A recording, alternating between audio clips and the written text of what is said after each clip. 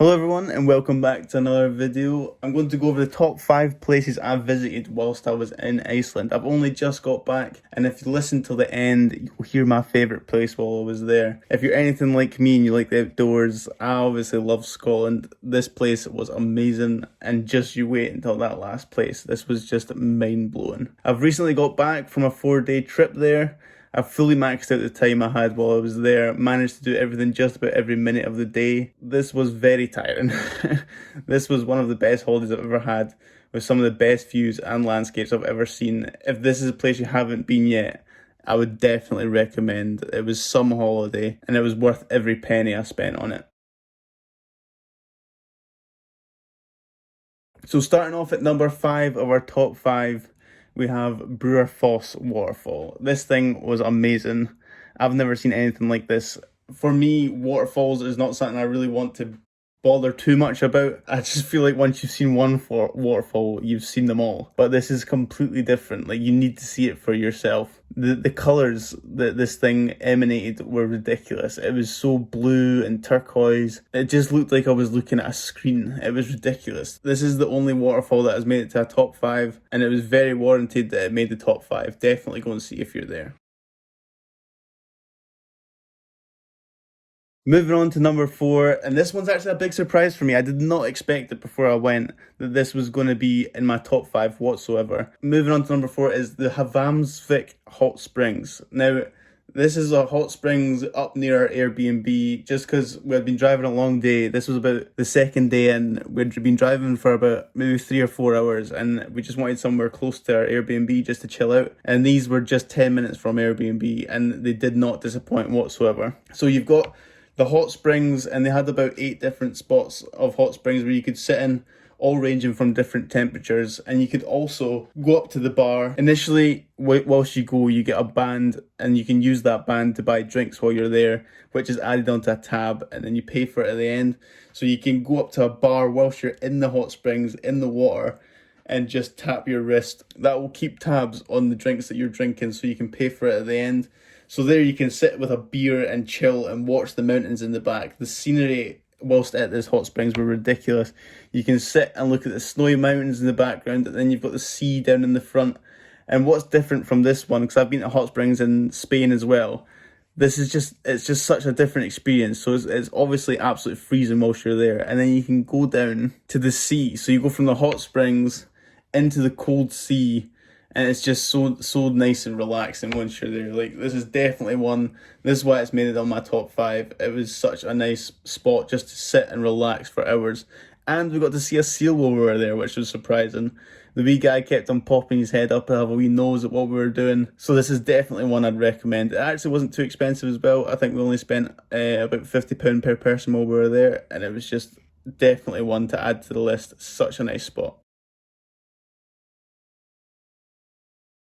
Now on to number 3. Now this was actually the first activity that we done once we landed in Iceland. It's in Reykjavik, so it's only about 45-minute drive from the airport, and this is whale watching. Obviously, this is quite a popular activity once you go to Iceland, but I've personally never seen a whale, and I was absolutely buzzing at the thought that I could go and see a whale for the first time whilst I was in Iceland. So you get guided tours from Reykjavik. They leave from the harbour, and they last around 3 hours. When we were booking our tour, they said that you've got about an 85% chance of seeing a whale, and the tour did not disappoint. So starting off, beside whales, we actually started to see loads of seabirds. And if you're like me and you like your seabirds, even this is a good start for this tour. So we've seen stuff like guillemots, gannets, fulmars, shags, and then best of all, I've seen plenty puffins. I absolutely love puffins, and they were the first things I noticed when we started to gun it out to the deeper waters where you could start to see the whales. But apart from then the puffins,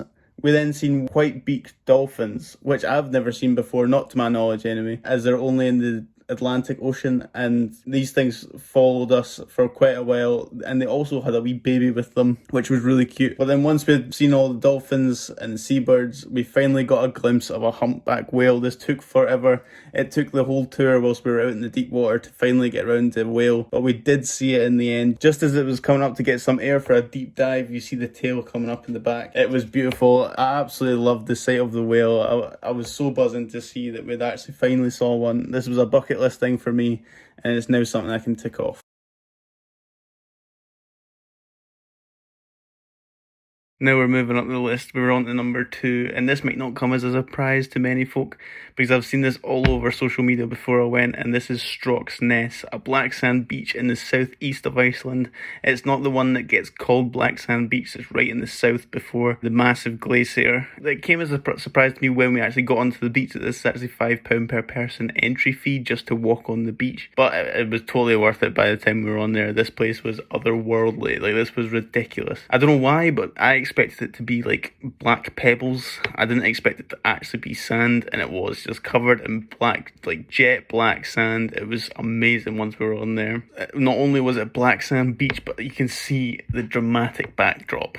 The mountains right off the beach that were there, and it's got some view while you're walking along. Not only have you got the mountains, you then got the dramatic coastline that you can kind of see with the snowy mountains in the back. This place was amazing. It was great just to go and walk along, see the beach, see all the black sand. Definitely a shout for if you're there. Like, you need to see this if you go. A lot of people go and see the northern lights whilst on the beach. This place was 7 hours drive from our Airbnb, so seeing the northern lights whilst on this beach was not an option, or we'd just never sleep. But it'd definitely be, I think, if I was to go and see the northern lights there, that would have been amazing. But we didn't. Definitely a place to go if you're ever in Iceland.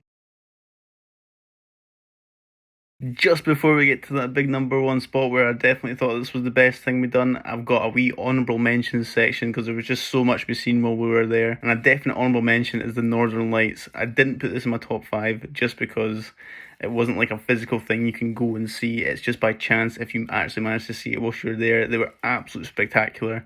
Definitely one thing to see whilst you're in Iceland. And then another thing is Strokkr, the geyser that's there, right in the middle of Iceland. This is definitely something to go and see, although it might be a bit eggy when you get there because the naturally warmed water has got a potent smell to it. It's not potent, but it's a pretty bad smell. We had it in our shower the whole time just because it's naturally warmed the water. And then also you've got the volcano near Grindavik. Whilst we were there, the volcano was erupting, but you couldn't get anywhere near it because all the roads were closed. We actually managed to catch a glimpse of it just as we were driving to the airport. It was amazing to see, but just because you couldn't really get near to it, it's not on my top 5. But it was definitely something of note. It was amazing once we actually managed to see it.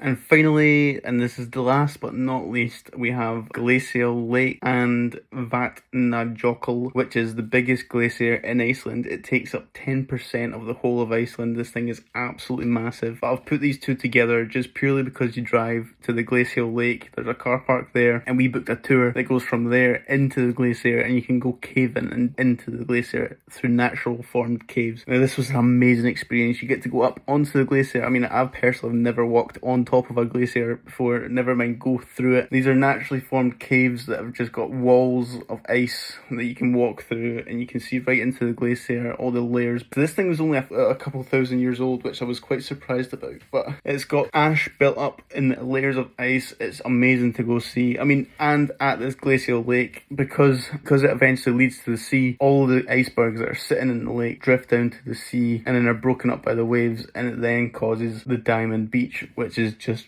bits of iceberg lying on the beach that are clear see-through because they've been sitting in the water for so long, and it's just an amazing sight. Definitely one of the best places I went to see in Iceland, and you need to go once you're there. Now, hopefully you guys have enjoyed that top 5. This was an amazing trip, generally one of the best I've ever been on.